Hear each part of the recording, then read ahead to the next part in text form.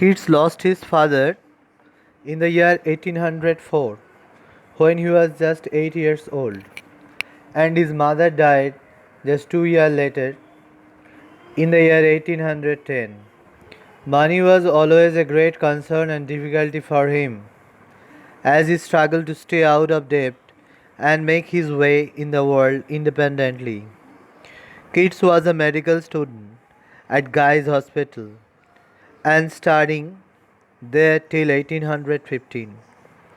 Although he continued his work and training, he devoted more and more time to study of literature, experimenting with verse forms, particularly the sonnets. In May 1816, Leigh Hunt agreed to publish his sonnet O Solitude in his magazine The Examiner. এবার আমরা একটু দেখে নেব জন কিটসের poetic career কেমন ছিল।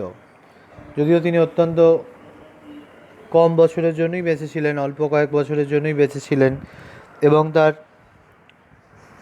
লেখার ক্যারিয়ারও ছিল খুব স্বল্প সময়ের জন্য। তো সেই স্বল্প সময়ে তার যে ক্যারিয়ার ছিল, পোয়েটিক ক্যারিয়ার, তিনি কী অমর সৃষ্টি করে গেছেন বা তার শিল্প রচনার সত্তা কী ছিল সেটা আমরা একটু দেখে নিই।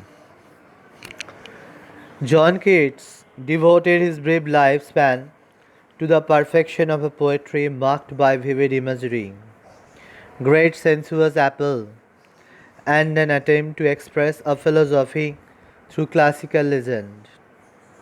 Keats তার সংক্ষিপ্ত জীবনের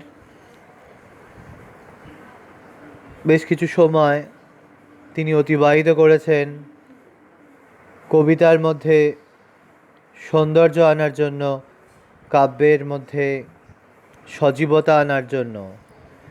তার কাব্যগ্রন্থগুলি, তার কবিতাগুলি বিশেষভাবে চিহ্নিত হয়ে আছে ভিভিড ইমাজারি, কল্পনা শক্তির দ্বারা, ভীষণ রকমের ইন্দ্রিয়গ্রাহ্য আবেদনের দ্বারা, এবং তিনি চেষ্টা করেছেন একটা দর্শন নিয়ে কাজ করতে, কিসের মধ্যে দিয়ে না, ক্লাসিক্যাল লেজেন্ডসদের মধ্যে দিয়ে।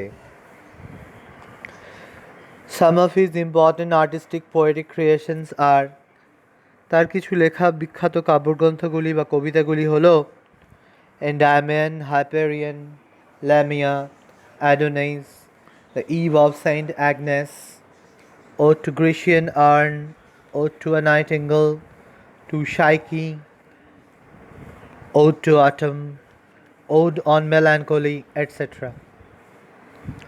Most of the poems were written during and after 1819 under the strain of illness and his growing love for Fanny Brawne, his fiancée. বেশিরভাগ কবিতাগুলোই তিনি লিখেছেন 1819 সাল বা তার পরবর্তী সময়কালে, এবং তিনি তখন ভীষণভাবে রোগাক্রান্ত, যক্ষা রোগে আক্রান্ত।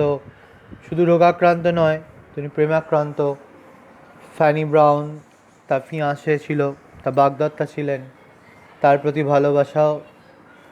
ভালোবাসার দ্বারা প্রভাবিত হয়েও তিনি এই কবিতাগুলি রচনা করেছিলেন সেই সময়। It is impossible to measure how much has been lost by Keats' early departure. কিটসের এই পৃথিবী থেকে তাড়াতাড়ি চলে যাওয়াতে কী অপূরণীয় ক্ষতি হয়েছে সেটা হয়তো পরিমাপ করা সম্ভব নয়। His reputation grew throughout the 19th century. গোটা ঊনবিংশ শতাব্দী ধরে তার সুনাম চারিদিকে ছড়িয়ে পড়ে। Keats's influence is found everywhere in the decorative romantic verses of the Victorian period. এমনকি তার প্রভাব পাওয়া গিয়েছিল পরবর্তী যুগে ভিক্টোরিয়ান পিরিয়ডেও কবিদের মধ্যে। His poetry is characterized by sensual imagery, intellectual achievements, lyrical tone, theme of transcendence of beauty to death and decay, Hellenism, and intuitive connection with nature. Keats is a pure romantic poem. Keats ছিলেন একজন সত্যিকারের romantic কবি. He wrote poetry for the sake of poetry. তিনি কবিতার জন্য কবিতা লিখেছেন। He did not write poetry for any palpable design or propaganda. তিনি প্রচারের জন্য লেখেননি। His major concern is to give